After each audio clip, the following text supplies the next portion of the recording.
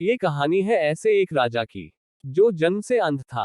अंधे होते हुए भी राजा ने अपने राज्य को बड़ा सुखी रखा था। कारण था राजा की अच्छाई, राजा का परोपकारी स्वभाव। राजा ने अपने दरबार में और अपने खास लोगों में अपने जैसे अच्छे और दूसरों का भला सोचने वाले लोगों को नियुक्त किया था।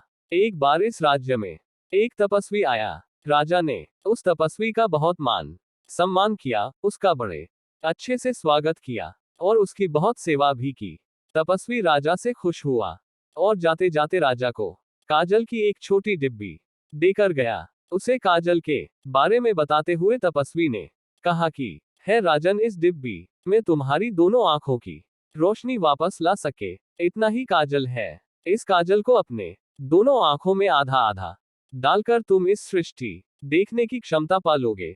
राजा उस काजल को पाकर बहुत खुश हुआ, लेकिन इस्तेमाल करते समय राजा को अपने उस मंत्री की याद आई, जिसकी आंख कमजोर हो जाने की वजह से अंधापन आ गया था और वो निवृत्त हो गया था।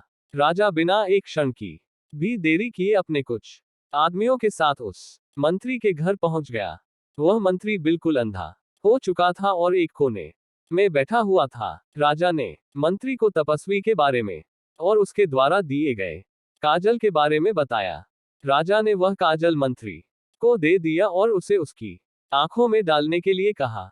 मंत्री ने आधा काजल अपनी एक आंख में डाला तो उसे उस आंख से बिल्कुल साफ साफ दिखने लगा। अब थोड़ी देर सोचने के बाद मंत्री ने बचा हुआ आधा काजल जीभ पर डाल दिया। राजा के आदमियों ने जब राजा को इस बारे में बताया, तो राजा मंत्री पर गुस्सा होते हुए बोला, तुमने यह क्या मूर्खता की? तुम जब दोनों आंखों की रोशनी पा सकते थे तो तुमने एक ही आंख की रोशनी पाकर आधा काजल बर्बाद क्यों कर दिया?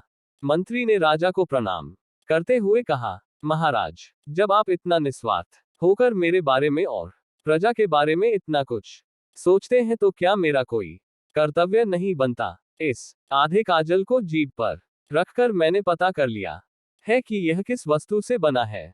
अब मैं इसे बनाकर आपकी और ऐसे हजारों लोगों की आंखों की दृष्टि वापस ला सकता हूँ। राजा अपने मंत्री की समझदारी और दूसरों का भला करने वाली सोच को जानकर अत्यंत गर्व हुआ। आपको भी जो मिलता है उसमें से आप अपने साथ साथ सबके बारे में सोचते हैं तो आपको जो भी मिलता है उसमें ईश्वर का आशीर्वाद शामिल हो जाता है। कहानी सुनने के लिए धन्यवाद।